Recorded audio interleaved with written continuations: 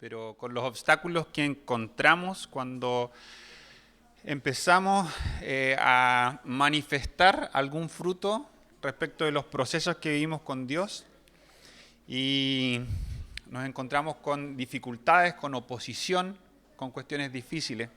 Y tengo una lista de cosas acá, suena media lúgubre, pero no quiero partir desde esto como que esto sea algo que tenga que ver con nosotros, pero sí. Dice: opresión, cautividad, muerte, ceguera, estancamiento espiritual, oposición, enfermedad, rencor.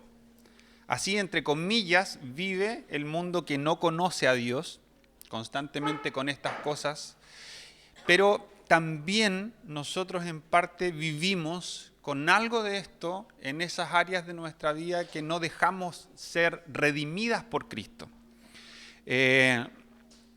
Y quiero partir ahora totalmente desde el otro extremo haciendo algunas declaraciones de las cosas que nosotros tenemos como totalmente ciertas en Jesús. Jesús, al inicio de su ministerio, todavía en su tierra natal, tomó el rollo en una sinagoga de Isaías 61 y dijo: el Espíritu del Señor está sobre mí porque me ha ungido para llevar la buena noticia a los pobres. Me ha enviado a proclamar que los cautivos serán liberados, que los ciegos verán, que los oprimidos serán puestos en libertad y que ha llegado el tiempo del favor del Señor. Sobre esta declaración de Jesús que se cumple en su persona, en su encarnación, en todo lo que hizo mientras caminó con nosotros, en su muerte y en su resurrección, es que se sostiene, depende y se fundamenta toda declaración positiva que nosotros hacemos respecto de cualquier otra promesa de Dios que encontramos en su palabra sobre nuestra vida. Es sobre la persona de Jesús, es Él mismo como persona la buena noticia. Y por tanto, cualquier dificultad que nosotros podamos encontrar, cualquier tipo de opresión, cualquier cosa que encontremos en el camino, la respuesta siempre va a ser ir a esta persona, siempre va a ser ir y observar a Jesús, siempre va a ser ir y buscar de Jesús y en Jesús aquello que necesitamos para salir adelante.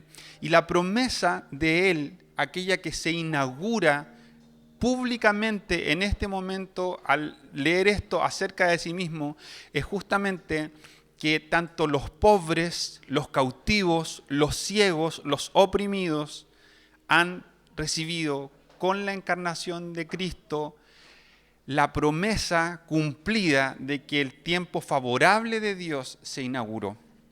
En Colosenses 2, 13 al 15 dice: ustedes estaban muertos a causa de sus pecados, porque aún no les habían quitado la naturaleza pecaminosa.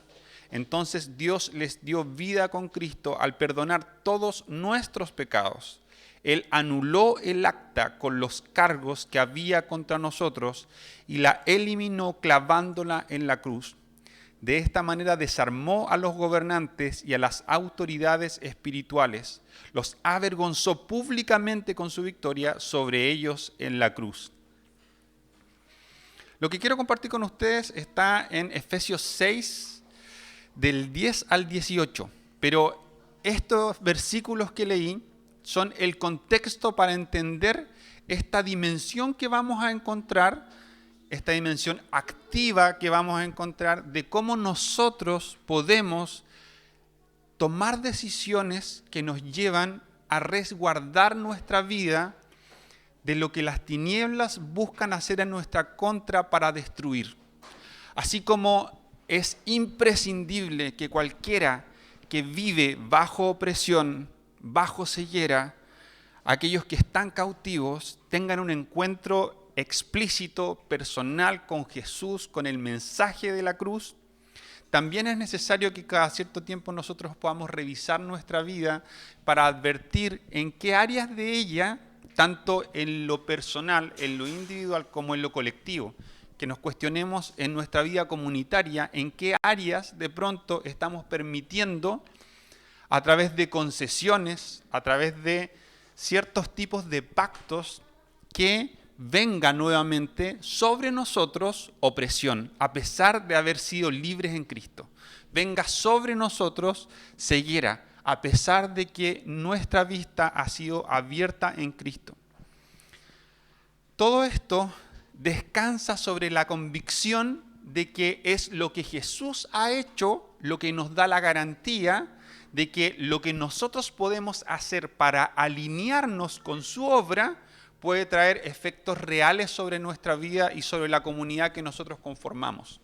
Es justamente porque Jesús se encarnó y prometió que Él había venido para traer libertad, es precisamente porque Jesús, a pesar de haber sido justo en absolutamente todo y no haber cometido nunca ningún pecado, se entregó a sí mismo por amor a nosotros en la cruz, y de esa manera, en ese momento que parecía el momento más miserable de la vida de Jesús, la forma en la que Él se estaba acercando a la muerte, siendo públicamente humillado, públicamente insultado, públicamente ninguneado, en ese momento que nosotros podemos ver, y a veces un poco nosotros perdemos esa perspectiva de la implicancia profundamente espiritual, literal y brutalmente poderosa del Cristo crucificado. Digo, a veces perdemos un poco eso porque el símbolo evangélico protestante normalmente es una cruz vacía, porque nosotros proclamamos, ¿cierto?, que Jesús resucitó de entre los muertos.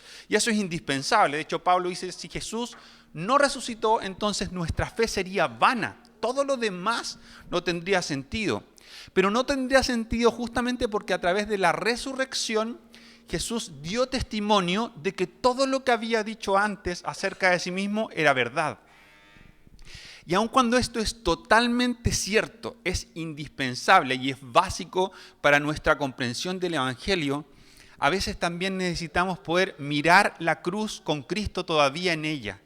Y recordar que la palabra nos dice que fue en ese momento, esta es una de las paradojas del Evangelio, en ese momento en que Jesús estaba en la condición que parecía más miserable de todas, Él estaba humillando públicamente a las tinieblas, las estaba exponiendo, avergonzando públicamente. Mientras nuestros ojos naturales podían ver quizás, si fuésemos nosotros dentro de estas personas, espectadores de lo que estaba pasando, mientras los ojos naturales podían dar cuenta de que Jesús estaba siendo totalmente aniquilado, estaba siendo derrotado, estaba siendo humillado, era Él quien estaba humillando a las tinieblas y exponiéndolas públicamente. La cruz nos recuerda eso. Y cuando Pablo habla en reiteradas ocasiones acerca de que la cruz es un escándalo precisamente porque es un mensaje feo de entregar. No parece que sea una buena noticia imaginarnos a este Jesús siendo molido. Cuando Pablo amonesta a los Gálatas, les dice, ustedes son unos tontos porque el Evangelio les fue predicado como si hubiesen visto a Cristo con sus propios ojos siendo crucificado. Porque el mensaje del Evangelio es ese, Cristo crucificado. Y la vergüenza y el escándalo de Cristo crucificado, molido, es el fundamento de nuestra libertad. Por tanto, lo que Jesús hizo es el fundamento, es la declaración positiva, objetiva, de que nosotros hemos sido hechos libres a través de su sacrificio, a través de sus méritos. Esa es una verdad universal. No necesitamos nosotros hacer cosas buenas para tener esa libertad. No necesitamos hacer cosas buenas para pasar de muerte a vida. No necesitamos hacer absolutamente nada más que recibir por medio de la fe esta declaración absoluta respecto de que nuestro evangelio es la persona de Jesús y lo que Él hizo ha traído sobre nosotros salvación. Y sin embargo, sí existe una dimensión práctica a través de la cual nosotros tenemos que ser animados, exhortados y desafiados. Y es que a pesar de que Cristo tuvo absoluta victoria respecto del mundo espiritual, a pesar de que Él humilló públicamente y a pesar de que esta dinámica histórica de que Satanás y las tinieblas buscan constantemente avergonzarnos y acusarnos, a pesar de que ya no tiene argumentos legales para acusarnos, porque Jesús tomó todos esos argumentos que estaban en un acta y los clavó en la cruz, y de esa forma anuló la validez de esos argumentos en nuestra contra. Cada vez que nosotros observamos la cruz y ponemos nuestra fe en nuestro día a día cuando fallamos, en que Jesús murió por nosotros, entonces esa acta vuelve a ser aniquilada. Pero, aún así, nosotros sí podemos identificar que hay ciertas cosas de esta lista que leí al principio, que terminan siendo parte de nuestra vida igual. Y podemos tener empatía con algunas de estas cosas. ¿Somos los hijos de Dios a veces oprimidos? ¿Nos sentimos cautivos? ¿Nos sentimos medio muertos o ciegos? ¿No entendemos para dónde vamos? ¿No vemos qué es lo que está pasando? ¿No logramos discernir? ¿No logramos comprender? ¿Sentimos oposición a las cosas que hacemos? ¿Padecemos enfermedad igual? Sabemos que la enfermedad puede tener muchos orígenes desde la perspectiva de los hijos de Dios. Puede ser totalmente física, natural, heredada, pero también puede ser totalmente espiritual. ¿Experimentamos rencor? Y desde esa perspectiva, si ya somos hijos de Dios y si nosotros tenemos convicción plena de que nuestra condición de hijos y la libertad que Jesús compró para nosotros con su sangre no depende de algo que yo haga, sino de simplemente recibir por la fe el regalo que Él me dio y los méritos de lo que Él hizo, entonces, ¿por qué experimentamos igualmente estas cosas? Eso como que genera un poco de cortocircuito en nosotros. Esperaríamos que, dado que hemos recibido el regalo del Evangelio, entonces esa convicción de que Jesús ha hecho algo tan glorioso, tan inconmensurablemente valioso, fuese suficiente para enfrentar todas las cosas que nos toca enfrentar constantemente. Pero la fragilidad de nuestro propio ser, de nuestra carnalidad, de nuestros quebrantos, de nuestra historia, termina dando cuenta de que estas cosas sí son parte de nuestro caminar. Y la Biblia enseña en Efesios 6 acerca de la armadura del Espíritu. Varios de ustedes ya me han escuchado hablar respecto de lo que voy a decir ahora, de estos versículos. No pretendo hablar de esto hoy porque sea novedoso, sino porque entiendo en el Espíritu que es pertinente, que es algo importante respecto de lo que meditar en este momento. Y voy a leer primero los versículos. Dice así: sean fuertes en el Señor y en su gran poder. Pónganse toda la armadura de Dios para poder mantenerse firmes contra todas las estrategias del diablo. Pues no luchamos contra enemigos de carne y hueso, sino contra gobernadores malignos y autoridades del mundo invisible, contra fuerzas poderosas de este mundo tenebroso y contra espíritus malignos de los lugares celestiales. Por lo tanto, pónganse todas las piezas de la armadura de Dios para poder resistir al enemigo en el tiempo del mal. Así, después de la batalla, todavía seguirán de pie, firmes. Defiendan su posición, poniéndose el cinturón de la verdad y la coraza de la justicia. Pónganse como calzado la paz que proviene de la buena noticia a fin de estar completamente preparados. Además de todo eso, levanten el escudo de la fe para detener las flechas encendidas del diablo. Pónganse la salvación como casco y tomen la espada del Espíritu, la cual es la palabra de Dios. Oren en el Espíritu en todo momento y en toda ocasión. Manténganse alerta y sean persistentes en sus oraciones por todos los creyentes en todas partes. Y lo que probablemente ustedes ya me han escuchado decir es que quiero compartir esto no desde la figura del simbolismo que encontramos aquí, no porque no sea tremendamente valioso, sino porque quiero enfatizar la dimensión relacional de lo que aquí encontramos.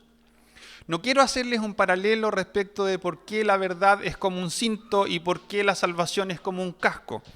Quiero simplemente hacer un poco un paralelo de cómo en la armadura del Espíritu encontramos un poco un paralelo a lo que vemos en los 10 mandamientos. Vemos un paralelo porque en los 10 mandamientos encontramos una dimensión horizontal y una dimensión vertical. que tiene que ver con que lo que está en el corazón de Dios desde la eternidad es que lo amemos a Él con todas nuestras fuerzas y Él esté en el centro de nuestras vidas, pero al mismo tiempo que como respuesta a esa realidad seamos capaces de manifestar lo que está en su corazón también en nuestras relaciones con otros. Y en estos versículos encontramos 7 cosas. Habla de verdad, justicia, paz, fe, salvación, palabra y oración. Y quiero desordenar todo esto y partir hablando de la salvación. Ni siquiera voy a hablar de todos, voy a hacer un desorden absoluto de esta cuestión, pero quiero enfatizar este aspecto. La salvación es el fundamento, porque la salvación es la que nos lleva justamente a entender que todo parte para nosotros en la persona de Jesús. Es a través de su sacrificio, es a través de los efectos de su sacrificio sobre nosotros que tiene sentido hablar de una armadura espiritual. Por tanto, para mí es importante en una dimensión práctica partir reflexionando respecto de esto. La salvación en cuanto a su efecto sobre nosotros no solamente implica que no nos vamos a ir al infierno, no solamente implica que en oposición a eso nos vamos a ir al cielo y disfrutar la eternidad con Él, sino que evidentemente, sobre todo nosotros, en lo que es el movimiento de la Iglesia Viña, creemos que hay una dimensión brutalmente relevante de vivir el reino aquí, de anticipar aquella parte que es anticipable del reino en esta era, en este tiempo. Y desde esa perspectiva, la salvación no solamente implica efectos en la eternidad, sino que implica que ya no somos lo que éramos. Implica que hemos nacido de nuevo y que se nos ha quitado la naturaleza pecaminosa, hemos sido revestidos de Cristo y eso ha tenido como principal y más profundo efecto que hemos sido hechos hijos de Dios. Eso es lo más profundo, lo más como fundamental del haber sido salvados. Cuando Satanás, respecto de esto, toca la puerta de nuestra vida para producir destrucción, para producir ceguera, para confundir, para oprimir, normalmente tenemos que ser capaces de preguntarnos quiénes somos ahora que hemos sido renacidos junto con Cristo. Cuando Él venga con mentiras sobre nosotros, para confundir, para destruir, el recordar quiénes somos en Jesús va a tener un efecto profundo en nuestra capacidad de responder. Cuando volvamos a tener miedo, cuando volvamos a sentir opresión, cuando volvamos a sentir todas estas cosas que nos hacen pensar de pronto que tenemos los mismos recursos que tienen aquellos que no conocen a Jesús, el recordar justamente a quién tenemos de nuestro lado va a ser nuestra mejor respuesta. Y eso es una consecuencia directa de haber sido salvados. Y eso debiera ser justamente lo que dice Romanos 12 cuando habla de no se conformen a la manera de pensar y a los valores del mundo, sino que dejen que el Espíritu cambie su manera de pensar. La salvación tiene efectos permanentes en esa dimensión. A pesar de que ya hemos sido cambiados posicionalmente de tinieblas a luz, a pesar de que hemos nacido de nuevo, hemos sido despojados de la naturaleza pecaminosa y revestidos de Cristo, la salvación también tiene efectos permanentes y progresivos. Al ir cambiando nuestra manera de pensar para abrazar la profundidad de los efectos de la cruz, que trae sobre nosotros no solo vida, sino vida plena, podemos ir cerrando filas para las mentiras del diablo, que nos quiere hacer sentir cojos, ciegos, tuertos, mancos, y quiere producir en nosotros la mayor cantidad de daño que sea posible si es que no le es posible matarnos. Él busca destruir nuestra vida de todas las maneras posibles, y si no es posible destruirnos por completo, entonces va a tratar de destruir áreas de nuestra vida. Ahora, voy a saltarme desde esta dimensión a la fe y luego voy a hablar de la dimensión relacional. Aun cuando se habla aquí de oración y palabra, voy a decir respecto a la oración solamente y la palabra que entendemos que no hay posibilidad de entender la profundidad de la salvación si en nuestra vida no hay conocimiento de la palabra de Dios, Ni siquiera vamos a poder orar si no conocemos la Biblia, porque vamos a dar palos de ciego, no vamos a tener idea de qué decir. Vamos a decir lo que queremos, lo que creemos, lo que nos gustaría, pero no vamos a tener ninguna dirección. Entonces, para tener alguna relación con el Espíritu de Dios, es imprescindible conocer la Escritura. Y para poder dejarnos guiar por la Escritura, para que la Escritura no sea un conocimiento muerto, para que la Escritura no sea una cuestión netamente cognitiva, la única opción es que esto sea en un espíritu de permanente oración, de humildad y de docilidad frente a la voz del Espíritu. Sin palabra y sin oración estamos sonados. Estamos clarísimos que Dios no está sujeto a ninguna limitación. El Espíritu Santo, hay testimonios de esto, ¿cierto? Puede revelarse Cristo glorificado a personas como en el caso de Pablo, pero también ocurre cosas de ese tipo en África, donde la Biblia está prohibida, y en lugares de Asia en que ocurre persecución totalmente activa y explícita. Sabemos que eso es así, pero Dios ha preservado su palabra a través de siglos y siglos, inalterable en el tiempo, justamente porque este es uno de sus vehículos predilectos. Por tanto, la Biblia y la oración no son cuestiones prescindibles. Eso es todo lo que quiero decir respecto de eso. Ahora, la salvación solamente puede ser recibida por medio de la fe. En Efesios no se está hablando de la fe que opera para salvación, se está hablando de la fe que permite resistir los dardos del enemigo, sus mentiras, sus embistes. Y sin embargo, la Biblia dice en Romanos 10:10, lo voy a buscar en el celular, que no lo tengo acá, dice, porque con el corazón se cree para justicia, pero con la boca se confiesa para salvación. Hay una relación profunda entre lo que creemos y lo que confesamos. Por eso quiero, al final de esto, hacer una parte como de activarnos en cuanto a confesar aquellas cosas en las que podemos haber hecho pactos o concesiones con las tinieblas en nuestra vida, de manera que podamos cortar con cosas que hoy puedan estar teniendo influencia o autoridad sobre nosotros, tanto en lo individual como en cómo construimos relaciones. Pero la fe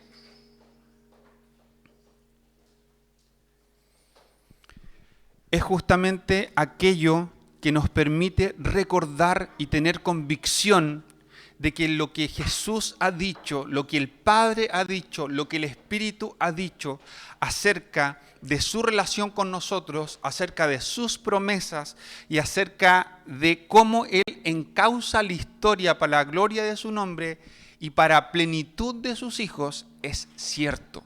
Todo lo que Él ha dicho es cierto, va a ocurrir. Y cuando nosotros estemos en esos momentos de opresión, de angustia, de estarlo pasando mal, podemos recordar a nuestro espíritu que todas las promesas de Dios son ciertas y se van a cumplir. Eso nos permite conectar con este elemento progresivo cuyos efectos se ven en esta parte del cielo, acá abajo, respecto de la salvación. La salvación lo que promete es que tenemos también, además de eternidad, tenemos un anticipo del reino, que es el Espíritu viviendo en nosotros y dándonos la posibilidad de vivir la inauguración del reino de Dios, que ya está instaurada parcialmente en nosotros, pero que no porque sea parcial implica que tengamos que conformarnos con una porción pequeña. Hay mucho del reino que podemos experimentar hoy. Hay mucha plenitud que podemos experimentar hoy. A pesar de que es un mundo caído, a pesar de que va a haber oposición, a pesar de que Satanás nos va a tirar flechas encendidas, hay mucho del reino que puede traducirse en victoria y en plenitud en nuestras vidas, en libertad sobre nuestras vidas. Ahora, esta dimensión de abrazar la salvación por fe tiene que ver con la verticalidad de la armadura de Dios.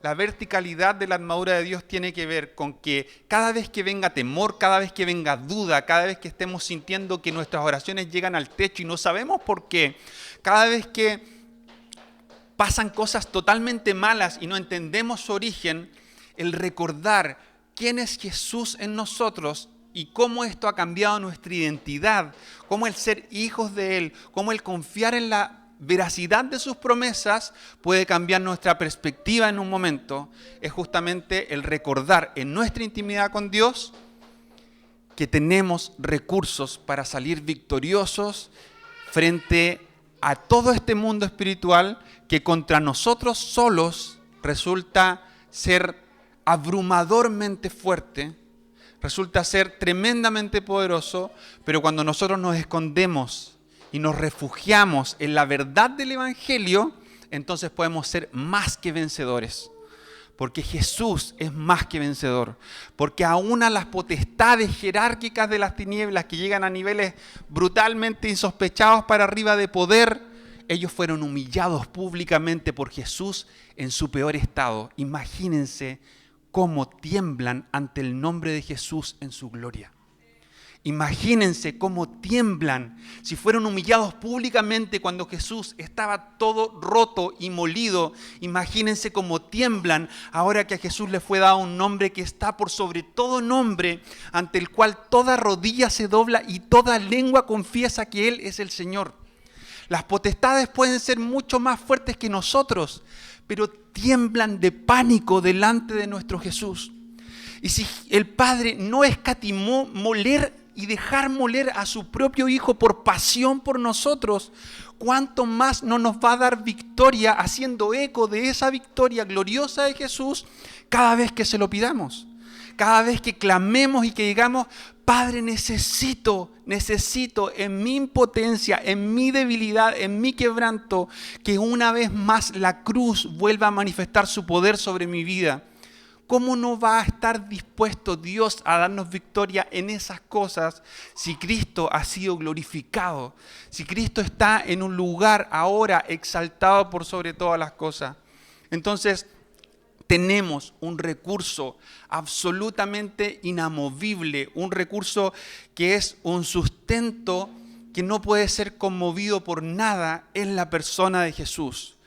Lo que Él ha hecho es fiel, es verdadero, no cambia, pero nosotros tenemos que ejercer nuestra fe en que los efectos salvíficos del acto de Cristo pueden ir creciendo y profundizándose en nuestras vidas. Podemos ir ganando batallas espirituales, podemos ir echando fuera demonios, podemos ir echando fuera demonios en niveles jerárquicos mayores porque vamos rindiéndonos ante la salvación y los efectos de la salvación de tal forma de que nuestra rendición, nuestra humildad, nuestro morir al Evangelio o a causa del Evangelio permite que Cristo tenga más lugar en nuestra vida. El echar fuera demonios, el tener libertad espiritual, no es un superpoder, no es para gente que tenga algo especial, es simplemente dar lugar y cada vez más lugar en nuestra vida a aquel que ya venció. Es el mismo Jesús el que da gloria a su nombre, echando fuera todo aquello que busca destruir nuestras vidas. No somos nosotros, no son los que pasan más tiempo orando, no son aquellas personas que reciben una unción distinta porque viven en tal lugar geográfico o pertenecen a tal iglesia o son de tal familia. Es Jesús ante el que las tinieblas tiemblan de temor a causa de su gloria. Y sin embargo hay otra dimensión que ya no tiene que ver con afirmar mi fe en Cristo y que tiene que ver con cómo nos ponemos de acuerdo respecto de qué vamos a hacer en contra de las tinieblas. Y muchas veces creemos que lo que vamos a hacer en contra de las tinieblas tiene que ver con ir a lugares amenazantes en lo espiritual. Ir a lugares donde hay cultos tremendos, terribles, de brujería, de cuestiones malintencionadas, de cuestiones totalmente satánicas. Y pensamos de pronto que en los momentos en que nos veamos enfrentados a algo así, si es que nos vemos enfrentados a algo así, tenemos que aprender estrategias para reprender en nombre de Jesús. Y creemos que hay formas que tienen que ver con cómo reprendemos. Y tenemos un montón incluso de mecanismos para ver cómo aprender a ejercer la autoridad espiritual. Ninguna de estas cosas está mal.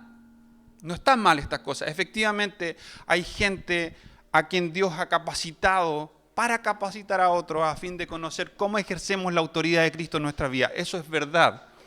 Pero en general, la palabra enseña que normalmente la oposición espiritual ocurría mientras tanto Jesús como sus discípulos se dedicaban a hacer la obra de Dios. No se trata de ir a un lugar buscando confrontación espiritual, sino que se trata de hacer aquello que Dios nos ha llamado a hacer y como consecuencia experimentar oposición. Siempre que alguien busca hacer lo que está en el corazón de Dios para su vida, para su iglesia, para redimir al mundo, sumarnos con sus planes, con sus sueños, con su pasión, vamos a encontrar en algunas estaciones del camino oposición. Vamos a tener victorias, vamos a tener cansancio, a veces podemos hasta tener derrotas mientras aprendemos a confiar completamente en Cristo, pero también vamos a tener descanso. Porque la realidad del mundo espiritual es que está vencido. Ellos no pueden persistentemente estar atacando a los hijos de Dios porque Dios siempre pone un límite a lo que las tinieblas pueden hacer en contra de nuestras vidas. Ahora, todo eso que acabo de decir es algo como que como hijos de Dios nosotros en general tenemos bastante claro. Lo que a veces no tenemos tan claro porque perdemos un poco, como que se entenebriza un poco a través del símbolo, de la figura, de la armadura, porque le enfatizamos a veces demasiado por sobre los principios, es que la paz, la verdad y la justicia no son cuestiones etéreas, no son conceptos teológicos que tienen que quedar en una reflexión ideológica, sino que son cuestiones que se viven entre nosotros. La paz es el resultado de la reconciliación. Por lo tanto, donde hay evangelio debe haber paz. En un sentido teológico hay un término muy usado en Israel, muy usado en el Antiguo Testamento, que es shalom, que traducido significa literalmente paz, pero que en la Biblia representa la reconciliación de todo lo que fue roto a causa del pecado. La separación de Dios es reconciliada a través del shalom que inaugura Cristo. La separación del otro que se ve en Adán y Eva es reconciliada a través del shalom que trae Cristo. La separación de nuestro propio fuero interno que está roto psicológicamente a causa de la vergüenza que trajo el pecado es restaurado en Cristo. Aún nuestra relación con la economía, con la tierra y con la creación es reconciliada en el shalom en Cristo. Y el shalom va a llegar a su plenitud absoluta cuando estemos pudiendo ver a Jesús cara a cara en el cielo. Por lo tanto, la existencia de la paz como manifestación de que hemos sido reconciliados no solamente puede apuntar a que hemos sido reconciliados con Dios en Cristo, también tiene que apuntar a que nosotros seamos personas de reconciliación. No podemos creer que vamos a ser inmunes a los ataques del diablo si no estamos dispuestos a reconciliarnos con los que nos hieren, si no estamos dispuestos a perdonar, si no estamos dispuestos a seguir el ejemplo de Jesús, a seguir el ejemplo del Padre, que fue Él quien reconcilió consigo mismo a su pueblo, que somos nosotros, que somos sus hijos. Por tanto, la paz es una forma concreta de cerrar filas en contra de las tinieblas. Cuando nosotros no nos reconciliamos, cuando ponemos excusas porque el otro no me ha pedido perdón, porque el otro hizo algo que me ofende demasiado, porque simplemente no quiero tener comunión con el otro, porque tengo toda esta lista de argumentos que apoyan mi causa respecto de por qué tengo derecho a tener rencor, por qué tengo derecho a guardarme para mí el perdón que debería liberar, estamos reproduciendo en un papel imaginario lo que Jesús clavó en la cruz para humillar a las tinieblas. Y estamos ocupando nosotros el lugar de las tinieblas, de ser los que hacen listas para acusar a los hijos de Dios. Por lo tanto, la paz es una manifestación indispensable para hacer guerra y tener victoria en contra de las tinieblas. Es más importante perdonar que saber reprender. Es más importante reconciliarme, tener mi corazón permanentemente dispuesto a perdonar, mi corazón permanentemente dispuesto a ir a buscar a los que han ofendido. Eso fue lo que Jesús literalmente hizo. Vino a entregarse por los que lo habían ofendido. Si yo quiero seguir a Jesús y humillar en mi vida a las tinieblas y quitarle argumentos a las tinieblas para que sean avergonzados públicamente y de esa manera hacer eco del sacrificio de Cristo, entonces lo mejor que puedo hacer es ir a buscar a los que me ofendieron y estar dispuesto a ser reconciliado con ellos. Esa es una de las armas que tenemos en contra de las tinieblas relacionalmente. También lo es la verdad. Y puesto en negativo, lo único que queda cuando no hay verdad en nuestras relaciones, cuando no hay verdad en nuestra vida, son declaraciones que nos asocian con el padre de mentira. La mentira en todas sus formas, en todos los contextos, en todas dimensiones, con todas consecuencias, siempre es un pacto que hacemos con Satanás. Es una puerta que se abre para que las tinieblas gobiernen esa área de nuestra vida que no está en luz. Da lo mismo si tenemos claridad respecto de que hay distintos niveles de profundidad en cuanto a la mentira. De cómo una mentira encubre a otra y a otra y a otra. Y de pronto hay un nivel de mentira que implica ponernos medio rosaditos, 5 minutos, y otros niveles de mentira que al salir a la luz pueden destruir una vida, una familia, una comunidad. Es cierto que hay mentiras que pueden ser más graves en cuanto a sus consecuencias, pero no hay ninguna mentira que no sea un pacto con las tinieblas. Y lo terrible de la mentira es que para sostenerse en el tiempo necesita permanecer oculta. Y donde hay tinieblas, Satanás gobierna. Donde hay luz, Satanás no tiene nada que hacer. Cuando la verdad sale a la luz, queda expuesta en el terreno en el que Dios ejerce plena autoridad.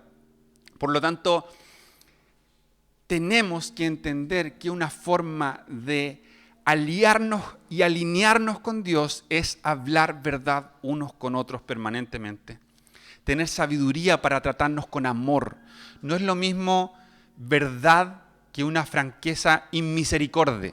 No se trata de hablar todo lo que pensamos, decir todo lo que nos gusta o no nos gusta del otro sin mediar ninguna compasión. Se trata de no tener cosas ocultas, de no tener rencor. Se trata de que no haya en nosotros engaño, que no busquemos defraudarnos, que cuidemos nuestras palabras al hablar de otros en cuanto a si dan cuenta de lo que el otro realmente es, o si a veces pasamos de la murmuración, que es terrible, a la calumnia, que es todavía peor. Hablar verdad es algo que imposibilita a las tinieblas a entrar en una comunidad, a entrar en una familia, a entrar en una mente. Sostener una mentira es brutalmente desgastante para la cabeza, para el cuerpo, para el espíritu. Hay personas que se enferman físicamente producto de vivir una mentira y tratar de sostenerla en el tiempo, tratando de ocultarla con más y más y más mentira cuando éstas empiezan a tratar de emerger. Y si somos hijos de Dios va a ser aún peor, porque esto va a luchar en nuestro interior contra el Espíritu de Dios queriendo traer luz y va a hacer que nos sintamos permanentemente miserables. Y si llega el momento en que en esta lucha dejamos de sentirnos miserables, aún más miserables vamos a ser. Porque si nuestra conciencia en el Espíritu deja de luchar contra nuestra carne y la mentira se vuelve tolerable en nuestras vidas, es porque tal vez hemos apagado a tal punto nuestra intimidad y nuestra conexión con el Espíritu Santo que vamos a necesitar de un verdadero milagro, casi del nivel de la salvación una vez más, para volver en nosotros mismos y abrir nuestro ojo a lo que hemos hecho. Por tanto, una forma de ganar en contra de las tinieblas es hablar verdad. Y la última de estas formas, de estas armas que aparecen para defendernos, para hacer eco de la victoria de Jesús en esta figura de la armadura, es la justicia. Y también, como lo anterior dicho en negativo, la injusticia es la manifestación de los valores del reino de las tinieblas. Por tanto, donde se manifiesta el reino de Dios, ahí hay evidencias de un gobierno de justicia. No puede ser de otra forma. Y esto tiene una dimensión muy, muy práctica, y quizás uno de los lugares en donde esto a veces sentimos que se infiltra con menor intensidad es justamente en los contextos laborales y sociales. Muchas veces, como hijos de Dios, damos lugar a que Satanás gobierne áreas completas de nuestra vida, simplemente por creer que podemos tolerar mentiras o injusticias, podemos obviar leyes o derechamente quebrantarlas en nuestro trabajo. No nos damos cuenta de cuánto tiempo a la semana pasamos en nuestro trabajo para tolerar mentiras, engaños, deshonestidades, abusos, egoísmo. No solamente separamos nuestra vida en 2 o en 3 o en 18, sino que no nos damos cuenta de cuánto tiempo invertimos en eso. Cuando dejamos que haya injusticia en cómo hacemos los negocios, en cómo nos comportamos con nuestros jefes o con nuestros subalternos o con nuestros colegas, en cómo hacemos la declaración de nuestros impuestos, en cómo ejecutamos la forma de nuestros papeles legalmente, no nos damos cuenta de que estamos consagrando y haciendo un pacto con las tinieblas en algo que ocupa a veces el 30, 40 o 50% o más del tiempo que pasamos despiertos en la semana. Pensar que podemos hacer concesiones y que a Dios no le va a importar, derechamente solo puede emerger de alguien que no leyó el 80% de la Biblia respecto de los profetas y aún del mensaje del propio Jesús. La justicia es una característica esencial del carácter de Dios. Donde no hay justicia, normalmente Dios tenía que traer profetas para denunciar y decirle a todo su pueblo: ustedes han errado el camino por el cual yo los he apacentado, los he traído por una ruta siendo un verdadero pastor, siendo un verdadero padre, y sin embargo ustedes han dejado que los cánones, los valores y los conceptos, las prácticas de los pueblos que no conocen al Dios verdadero, que buscan empoderarse de los otros, que buscan oprimir a los otros, que buscan dañar a los otros para su propia satisfacción. Por tanto, si ustedes no enderezan su camino, si ustedes no vuelven a practicar la justicia, entonces corren el riesgo de ya no ser mi pueblo. La gracia del Evangelio hace que hoy nosotros no estemos necesariamente teniendo que recibir una voz profética que nos advierta de que o si no vamos a morir, porque nuestra redención descansa en Cristo. Pero cuando practicamos la injusticia, somos verdaderos evangelistas de la muerte. De pronto nos vemos en una situación en la que tenemos que dar testimonio de que somos hijos de Dios y hasta nos atrevemos a hacerlo, pero nuestras palabras y nuestro testimonio explícito acerca de quién es Jesús termina valiendo muy poco porque hemos evangelizado injusticia 9 horas diarias, 5 días a la semana, por años delante de otro. ¿Cuánto más cuando practicamos la injusticia al interior de la iglesia? ¿Cuánto más cuando hacemos negocios y defraudamos al que es nuestro hermano? ¿Cuánto más cuando hacemos cosas explícitamente incorrectas y buscamos ocultar y damos lugar a que la injusticia se transforme en mentira y se transforme también en enemistad? Y abrimos flancos completos para que las tinieblas no solo entren a nuestra vida, sino a nuestra iglesia. Y aun cuando podemos partir nuestras reuniones diciendo: Espíritu Santo, ven, no va a pasar algo mágico si nuestro tiempo mayoritariamente lo hemos invertido en abrir puertas para que las tinieblas puedan venir y pasearse. Tenemos que cuidar nuestras relaciones. Tenemos que recordar qué ha hecho Cristo por nosotros y tenemos que creer que eso es verdad. Tenemos que creer que lo que Jesús ha hecho realmente nos ha hecho nacer de nuevo. Por tanto, aún si me da vergüenza, aún si me da miedo enfrentar la verdad, aún si me da miedo hacer que salga la verdad a la luz, debo entender que tanto la verdad, la injusticia y la no reconciliación me permiten estar o le permiten a Satanás estar en control de áreas de nuestra vida, a veces ampliamente extendidas, aún para quienes somos hijos de Dios, aún para quienes somos el pueblo de Dios.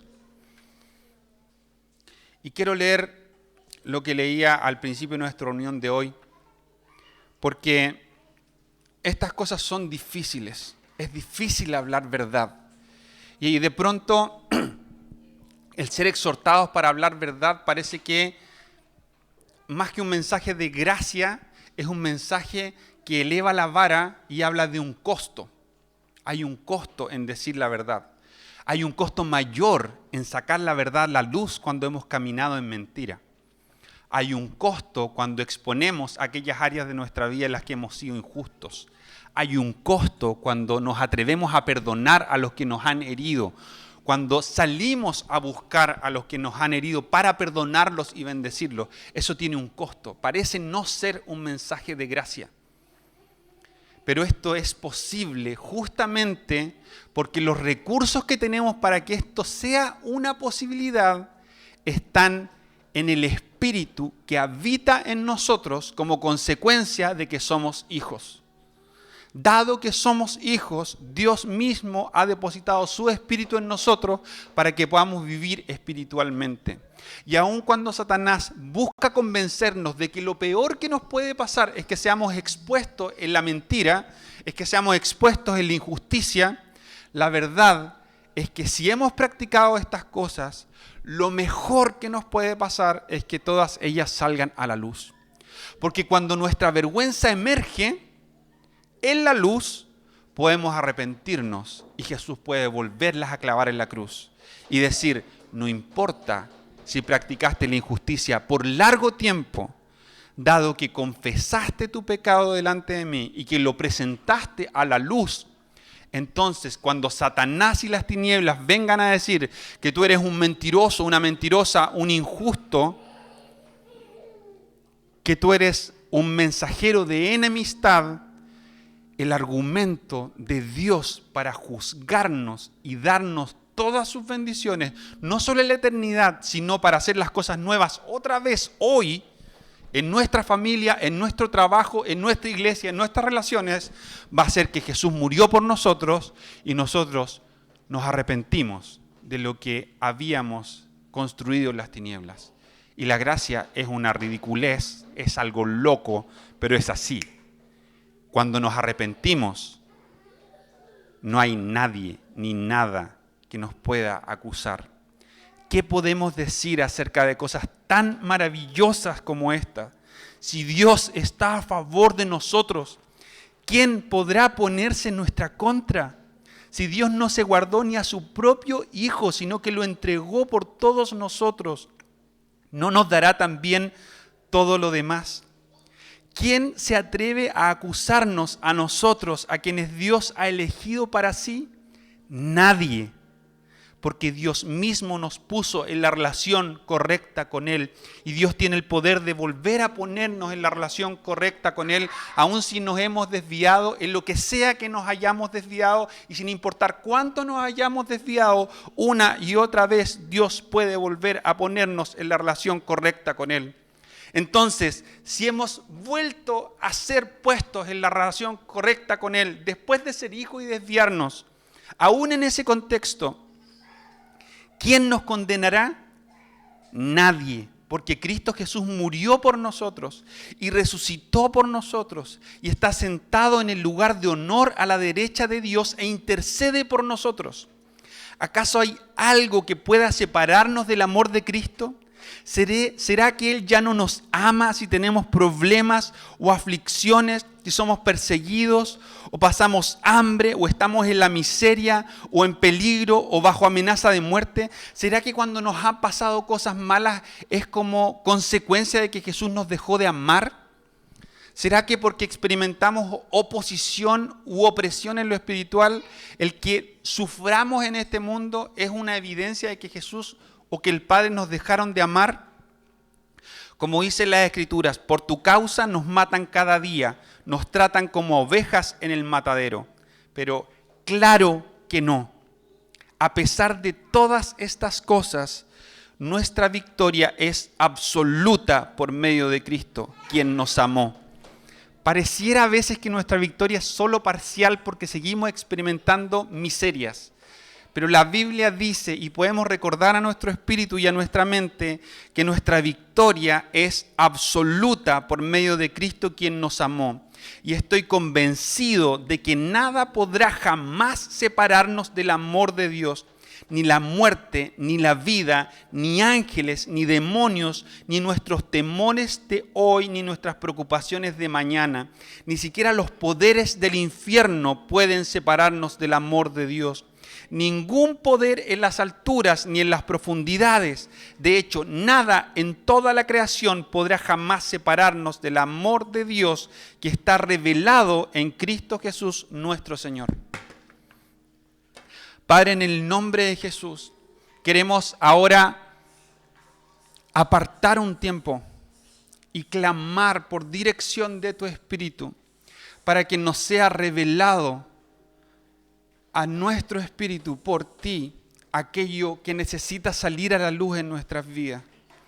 Ayúdanos, papá, a alinearnos con los valores del reino y con la identidad que tenemos como hijos tuyos para dar cuenta en nuestras relaciones, tanto contigo como con el cuerpo de Cristo y con el testimonio que tenemos que dar fuera del cuerpo de Cristo, de que somos tus hijos.